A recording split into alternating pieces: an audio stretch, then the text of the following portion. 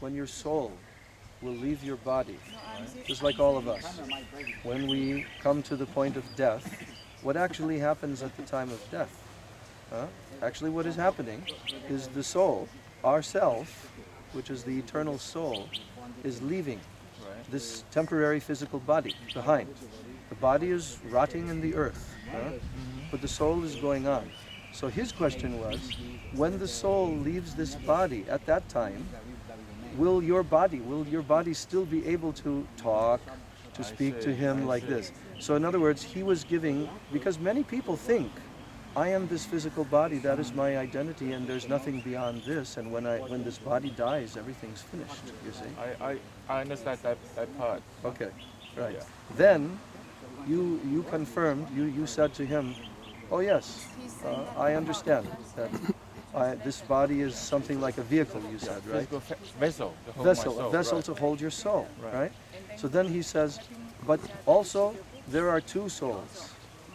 In other words, inside of this physical body, there's your soul, but also side by side is what is called in the Vedic knowledge, the super soul, in Sanskrit language called Param Atma. See, our soul is called Atma.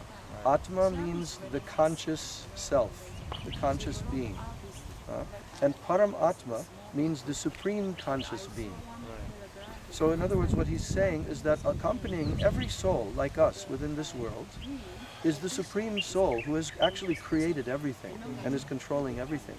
He consciously is sitting next to us as a person, just like we're a person. You have an identity. Right now your identity, you're thinking I'm a Chinese man who lives in San Francisco. That's your identity right now. And I'm a photographer. This is what you're thinking. But actually, this is only the physical identity. Your actual identity is within. It is the spiritual self which continues each life, each physical body that we have to take within this world, right? But also accompanying our own tiny little soul is the supreme soul, the super soul, who witnesses everything that happens to us throughout our entire material existence, life after life after life. So he was also trying to make you understand that within you there is also this supreme conscious being who is actually, you have a relationship with that supreme being, but now you've forgotten. Because he explained that we have fallen because we have forgotten that supreme being. And we have fallen into this world of suffering, of birth and death. So his whole message was to inform you that you have this relationship. This relationship should now become revived between you and the Supreme Soul. And that is actually the purpose of this human form of life that we now have. So he met you, but he's not only meeting you, Mr. Photographer. He's meeting you, the soul, who is coming to him, because this is how he deals with everyone, regardless of race, color, creed, religion, whatever. He deals everyone straight. You are an eternal soul that is now captured within this physical body. And you should realize your relationship with the Supreme Soul. Now, does that mean that everybody here have at one time forgotten about and therefore we are here? Every soul.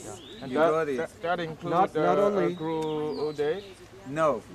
There's a difference. There's a difference because here in this material world, most souls that are here, most living beings that inhabit this world, they've come from the from a spiritual realm, but fallen down into this material realm. Although we are eternal, but now we've come into the temporary world of birth and death. But there are some souls who are eternally situated in that world, but they only come to this world to help the other souls, to help them. That's great. I look forward to meeting Guru Dev again. And take some good pictures. Thank you. I think he liked meeting you also. Yes? That's great.